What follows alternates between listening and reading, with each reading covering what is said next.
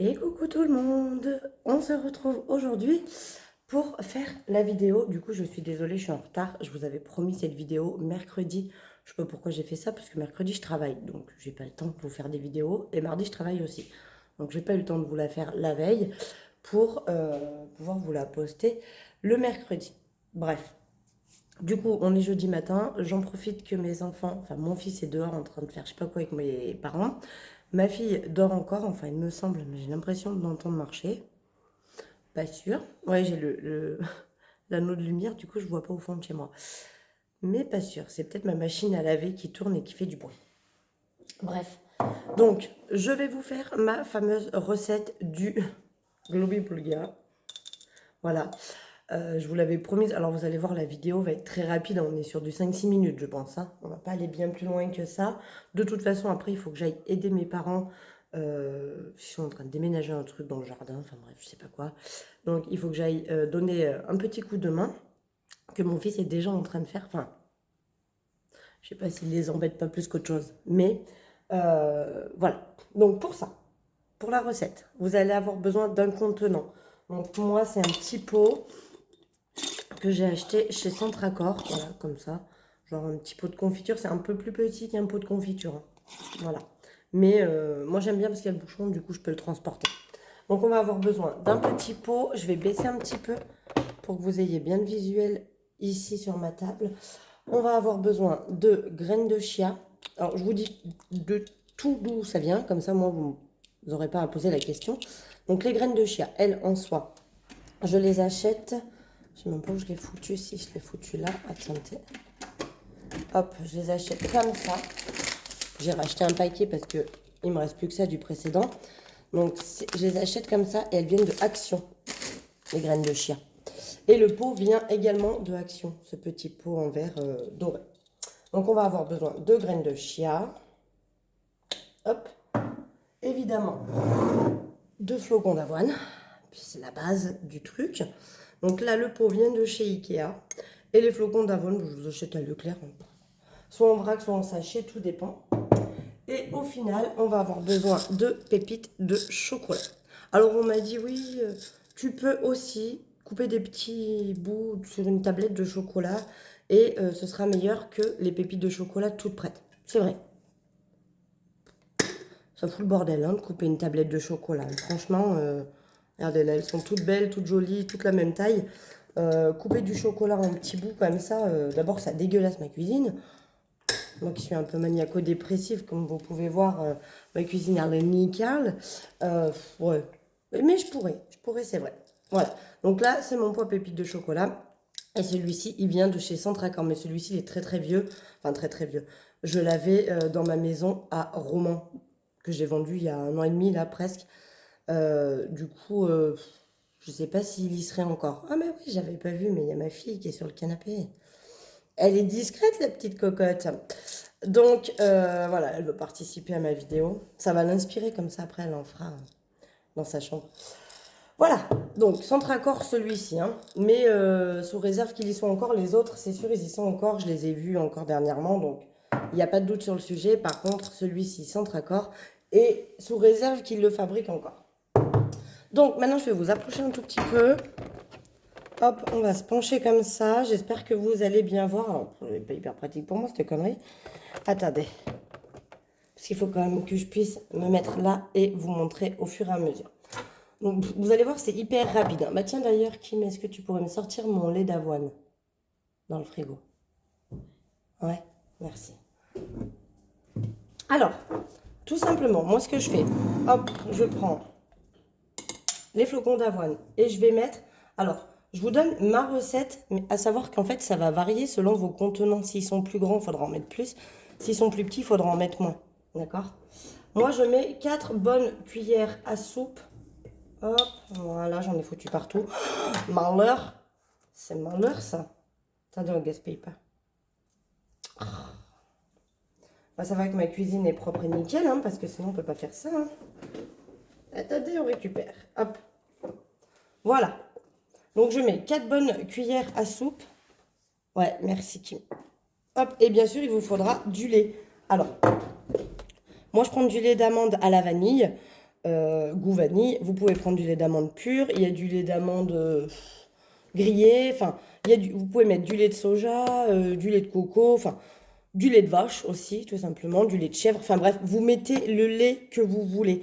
Moi, j'aime bien le lait d'amande aromatisé à la vanille. D'abord parce que le côté aromatisé à la vanille, ben, ça m'apporte un petit côté sucré. Donc ça, j'aime bien. Mais aucune obligation de mettre du lait d'amande vanille. Vous mettez le lait que vous voulez, évidemment.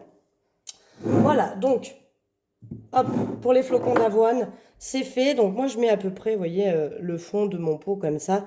Donc 4 cuillères à soupe de flocons d'avoine. Ensuite, je viens prendre mes graines de chia et là, je vais en mettre la moitié, comme ceci. Hop là, la moitié d'une cuillère à soupe. J'en mets pas trop parce que les graines de chia, ça gonfle énormément, hein. Donc, faut pas en mettre de trop, mais moi, je mets à peu près la moitié, hop, comme ça. Pas si vous allez le voir d'ailleurs. Voilà, comme ça, la moitié de graines de chia dans mon flocon d'avoine. À ceci, je rajoute une bonne grosse cuillère de pépites de chocolat. Alors, ce sont des pépites de chocolat noir, qu'on se le dise. Hop, on met une petite deuxième. Voilà. C'est un peu à l'œil, ça, hein, les pépites de chocolat. Je fais en fonction de si j'ai envie qu'il y en ait beaucoup ou pas trop. Bon, j'ai très souvent envie qu'il y en ait beaucoup quand même, hein. Mais voilà, donc je mets à peu près ça, de pépites de chocolat. Et après, je viens chercher mon lait d'amande à la vanille. Alors, quand je vous fais des recettes, je ne sais pas trop. Faudrait que je trouve une astuce pour vous filmer. Mais sans que que je sois gênée comme ça, je ne sais pas comment faire. Et là, je viens remplir mon pot. Il faut que le lait dépasse, enfin remplisse vraiment tout ce que j'ai mis. Vous voyez? Là, c'est passé par-dessus. Le lait est au-dessus. Il faut vraiment que ça soit plus, parce qu'avec le flocon d'avoine et les graines de chia qui gonflent, alors le flocon d'avoine va absorber le lait et les graines de chia vont les absorber aussi et vont gonfler. Donc du coup, ça va vous faire quelque chose d'assez pâteux. Donc il faut vraiment en mettre quand même pour pas que ce soit trop pâteux. Et pour finir, je rajoute un petit peu de sirop d'agave. Vous pourriez rajouter éventuellement du miel. Et ça, c'est mon petit pot à miel. Je l'adore, il est trop beau. Il est cute. Et mon petit pot à miel. Mais bon, là, il fait un peu froid. Mon miel, il a durci. L'été, il est plus cool parce il est plus liquide avec le chaud. Hop. Donc, soit du sirop d'agave, soit du sirop, soit du miel, tout simplement, soit rien du tout. Vous n'êtes pas obligé d'en mettre non plus. Ça reste optionnel. Moi, j'en mets un petit peu parce que je suis gourmande. Et je vais mettre, hop, voilà, une petite poupouille comme ça. Rien de bien foufou. Après, à tout ça, je viens mélanger avec ma grosse cuillère que j'ai utilisée pour mettre tous les ingrédients. Donc, je mélange histoire que les graines de chia soient un petit peu de partout, que les pépites aussi, tout soit pas au même endroit. Puis, ça mélange un petit peu le sirop d'agave. Hop. Alors, pourquoi du sirop d'agave, vous allez me demander, j'en ai aucune idée. La fille que j'avais vue qui proposait cette recette, elle mettait du sirop d'agave. Du coup, j'ai fait comme elle, hein. Bête et disciplinée. On va pas tout modifier. Je remets le bouchon et ça part au frigo. Voilà. Bon, rien de bien... Attendez, je remonte. Tic. Rien de bien foufou au niveau de la recette, comme vous pouvez voir. Donc du coup, en fait, il y a 5 ingrédients. Des flocons d'avoine, des graines de chia. Alors, moi, je mets des pépites de chocolat. À savoir qu'il y en a beaucoup qui mettent des bouts de banane, des framboises, des fraises coupées en petits morceaux. Vous pouvez ne pas faire avec les pépites de chocolat, évidemment. Moi, j'aime pas les fruits. Alors, je ne vais pas mettre de fruits, mais vous pouvez très bien préparer tout ça sans les pépites de chocolat. Et le moment où vous allez y manger, hop, rajouter. Je pense que c'est mieux de le rajouter après et pas de le mettre avant et de le laisser toute la nuit avec les fruits qui macèrent dedans. Je suis pas sûre que ce soit excellent. Mais vous pouvez préparer les graines de chia et le flocon d'avoine. Et le matin, vous rajoutez un petit peu des bouts de banane que vous aurez déjà coupés à l'avance, ou des bouts de fraises, ou des framboises, ou des groseilles. Enfin voilà, vous pouvez le faire, des bouts de pommes, de poire, enfin bref, ce qui vous fait plaisir. Mais vous pouvez faire ceci avec des fruits, ce qui fait que ça vous apportera le côté hyper sucré. Perso, j'aime pas les fruits, donc je mets des pépites de chocolat, mais c'est adaptable. Vous mettez comme vous voulez. Voilà, voilà. Donc là, ça part au frigo. Ça va rester quand même. Alors là, on est le matin, donc je pense que je pourrais le manger à peu près au goûter avec les enfants. Ça me fera mon goûter un peu plus équilibré, sachant que j'ai sport ce soir. Donc je pense que je ferai ça. Mais sinon, je le prépare le soir et ça me fait ma collation du matin parce que j'arrive pas à déjeuner moi en me levant. Donc souvent vers 10h, j'ai un peu faim. 9h30, 10h, j'ai un peu faim au boulot. Donc je mange ça. Ça me cale bien parce que c'est pareil, au boulot, on peut rarement manger avant midi et demi, 1h, voire même 1h30. Donc comme ça me cale bien jusqu'au moment du repas et c'est plutôt cool. Mais de base, c'est un peu fait pour déjeuner. Donc c'est-à-dire quand vous vous levez, il faut aller, il faut manger ça, quoi. Ça vous cale jusqu'au repas du midi. Voilà, voilà. Eh bien écoutez, moi sur ce, je vous fais des gros bisous. Du coup, vous aurez cette vidéo, on est jeudi, et vous en aurez une autre demain pour le bilan de mon mois, non, pas du mois, de la semaine 4 et le remplissage de la semaine 5 pour le mois de mars. Voilà, voilà. Je vous fais des gros bisous et puis je vous dis à très vite.